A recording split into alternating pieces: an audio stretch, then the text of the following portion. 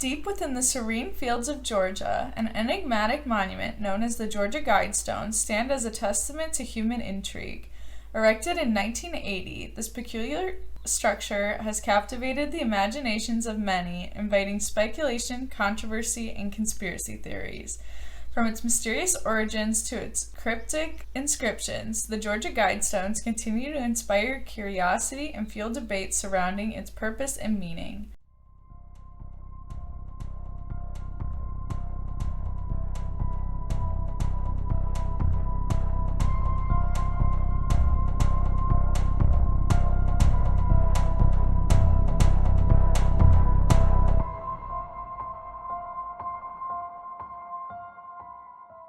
I'm Sydney. I'm Sarah. And this weekend, Let's Be Briefed, we're discussing the Georgia Guidestones. Ooh. Do you know anything? I feel like I heard about it, but I cannot tell you now what it's about. And I also, Same, when I yeah, started researching. and I was also unsure. I thought it was in the US, but I was like, oh, maybe it's in the country. So, I knew it was in Georgia, okay. and I don't know. It's kind of weird, but also I think they know more about it than I thought they did. Oh. Okay, I'm excited.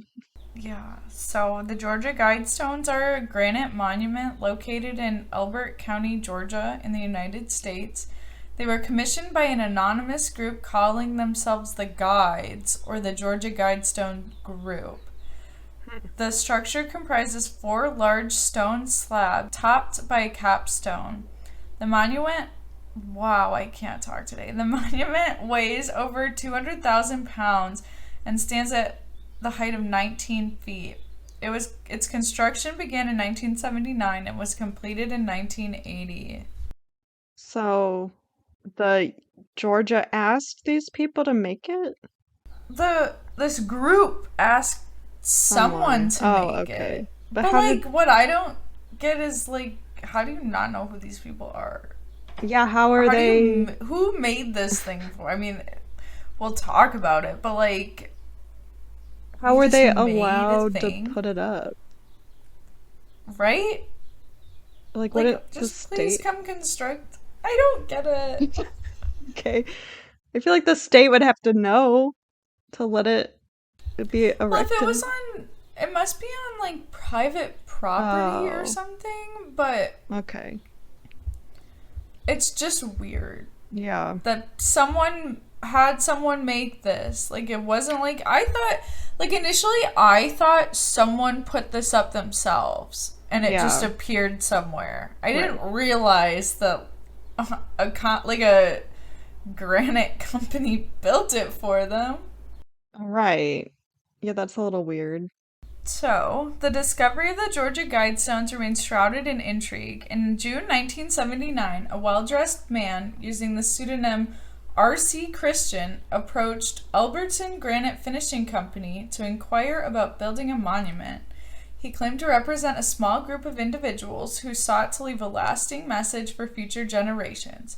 After negotiations, the project was approved and the monument was erected on a plot of land chosen for its alignment with celestial features. This sounds very, like, culty. I know, and also, how do you talk about a project with someone and get it approved, like negotiate and approve a project and you don't know who these people are? I mean, if they're paying, I feel like this happens a lot. Like, someone comes on behalf of someone and it I stays guess. anonymous. If you just get the money, then do you Right, what do care? they care? Yeah.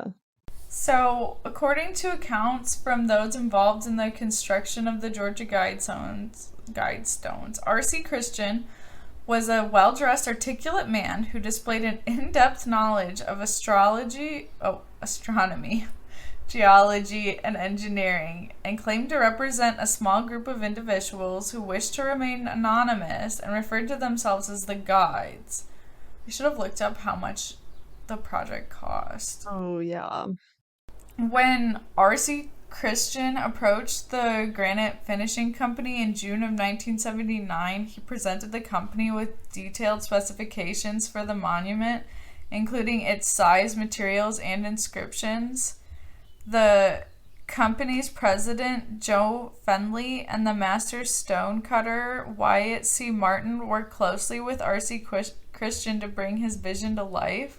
His choice to remain anonymous has led to widespread speculation and countless theories about his true identity, and some have suggested that he's a member of a secret society or an influential figure with connections to powerful organizations.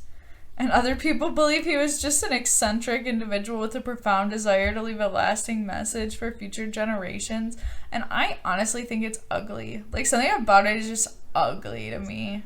I think it's just the slabs. edges. Yeah, The unfinished. yeah. I think that's to make it look older than it is. Right. I could just see some weirdo with a lot of money being like, I'm gonna build this monument. Yeah, Like, someone who won the lottery. right. But like, whose property was this that it was erected on? It must have been like a trust or like his Oh. property or something. I should have looked that up. Because what if they just put it in someone's yard? Well, I don't think they would have done it if it was just some random. I don't know. Maybe they would have, but maybe it's the Illuminati. Right? Oh, the land was owned by the county. Or is. Oh. Well, yeah, so how did they not know it was getting put up? I don't know. Right, you can't just put stuff on county land, can you? I don't think so. I thought you had to have like permission. Like if this is the actual company, they wouldn't have just. Right. Oh, this says they were purchased from Wayne Mullinex by this R.C. Christian, who then gave the property to Elbert County once it was done.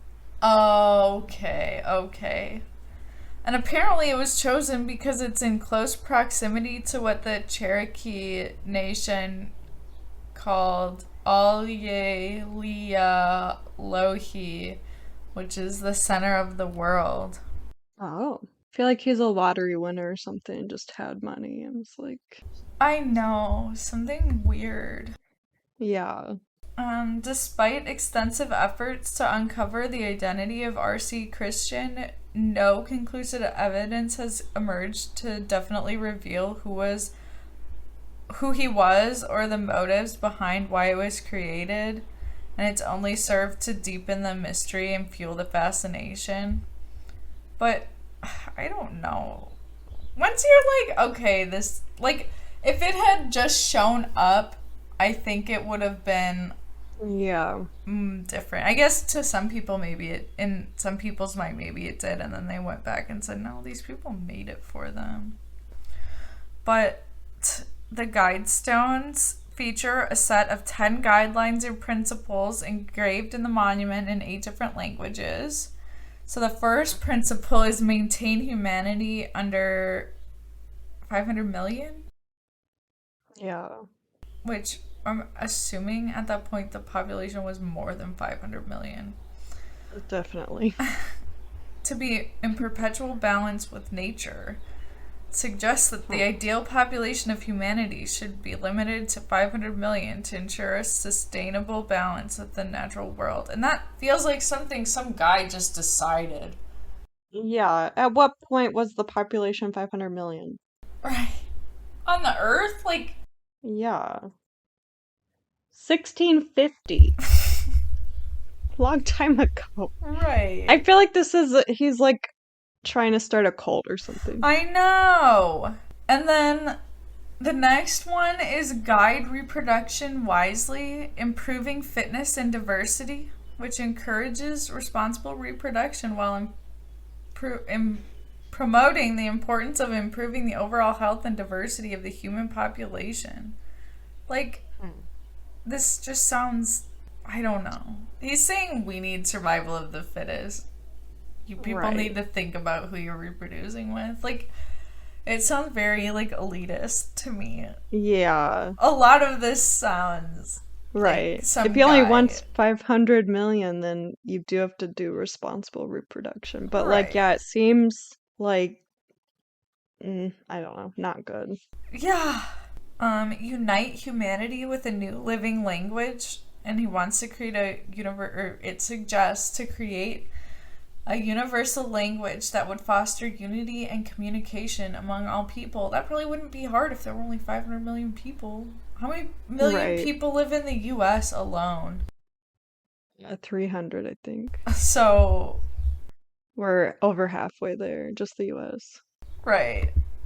Uh, isn't that like Esperanto supposed to be the universal language or whatever?